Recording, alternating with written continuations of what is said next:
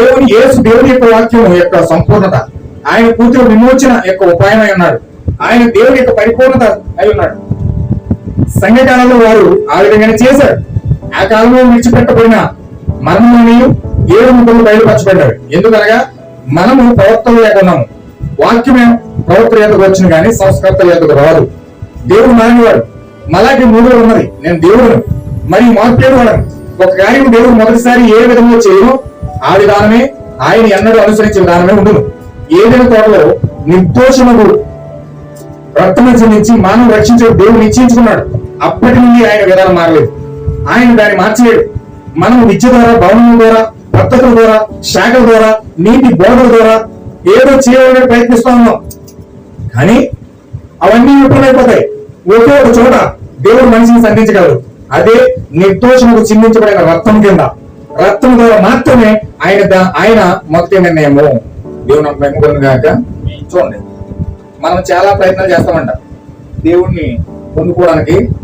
విద్య ద్వారా ప్రయత్నం చేస్తా ఉంటామంట, భవనముల కట్టుట ద్వారా ప్రయత్నం చేస్తామంట, పద్ధతుల ద్వారా ప్రయత్నం చేస్తామంట, శాఖల ద్వారా ప్రయత్నం చేస్తా ఉంటామంట, నీతి బోధల ద్వారా ప్రయత్నం చేస్తామంట. కానీ ఇవన్నీ కూడా విఫలమైపోతాయి. ఒకే ఒక చోట ప్రభువుని కలుసుకునే చోట ఉంది. ఆ చోటు ఏంటంటే నిర్దోషముకు చిందించబడిన గొర్రెల యొక్క రక్తము కింద మాత్రమే ఆయన కలుసుకుంటాం. హల్లెలూయా. దేవుని ఎక్కడ కలుసుకుంటామని తల్లి? దేవుని ఎక్కడ కలుసుకుంటాము? రక్తం కింద. నిర్దోషమైన సింధించబడిన గొర్రెల యొక్క రక్తము కింద మనము ప్రభువుని యేసుక్రీస్తుని కలుసుకుంటాం. హల్లెలూయా. ప్రభువుని యేసుక్రీస్తు మనం కలుసుకునే చోటది ప్రభువుని యేసుక్రీస్తు యొక్క రక్తం కింద. ఆ రక్తము పొందుకోలేని ప్రతి ఒక్కరు యేసుక్రీస్తుని కలుసుకోలేరు. హల్లెలూయా.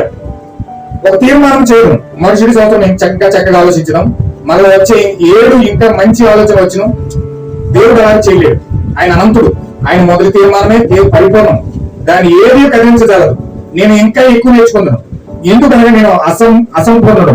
నేను ఎక్కువ నేర్చుకుంటాను, మీరు ఇంకా ఎక్కువ నేర్చుకుంటారు. కానీ దేవుడు మరి ఏం నేర్చుకోవాల్సిన అవసరం లేదు. ఆయన ముందే పరిపూర్ణుడు. కాబట్టి ఆయన మొదటి తీర్మానమే చివరి తీర్మానం. అది నీ ఆత్మను ఆధారం చేసుకుని ఉన్నది. బైబిల్ చెప్తున్నది అది. ఒక రోజు నా దేవుడు తీర్పు తీర్చవాలని కేథలిక్ సంఘం ద్వారా ఆయన తీర్పు తీర్చడానికి కేథలిక్ చెప్పుకుంటారు. ఒక వ్యక్తి ద్వారా తీర్పు తీరుస్తారని. అది ఎట్లయినా ఏ కేథలిక్ సంఘం ద్వారా తీర్పు తీరుస్తాడు? వారు ఒకరినొకరు భేదంగా ఉన్నారు.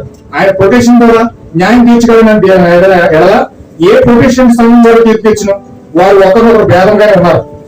మరియు అది ఒక గందరగోళంగా ఉన్నది. ఎక్కడ నిలబడవాలని ఎవరికి తెలియదు. మెథడిస్ట్ సరైనచో బాప్టిస్ట్ నశించారు, ప్రొటెక్షన్ సరైనచో కేథలిక్ నశించారు, కేథలిక్ సరైనచో ప్రొటెక్షన్ నశించారు. అందుచేత